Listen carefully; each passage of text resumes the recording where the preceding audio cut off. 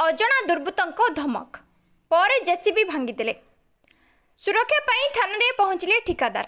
एभली घटना देखा मिली गंजाम जिला कविसूर्यनगर अंचल मिलिथिबा सूचना प्रकार कविसूर्यनगर ब्लॉक बुढ़ांब एम चंपेटपुर ठारू बड़महुरी दे सामंत बगड़ जाए प्रधानमंत्री ग्राम्य सड़क योजना रे काम चलिथिबा बेले 2 दिन पूर्वे काम चलिथिबा जगह को 2टी बाइक रे 4 जन युवक आसी ठिकादारों को खोजिथिले किंतु ठिकादार किंबा सुपरवाइजर कहीं नथिबा बेले तांको ड्राइवर को धमक दे जाइथिले।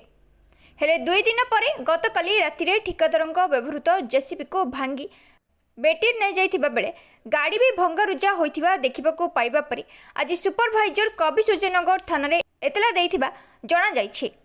हेले भयभीत थिबा सुपरवाइजर प्रतिक्रिया रखिछन्ते।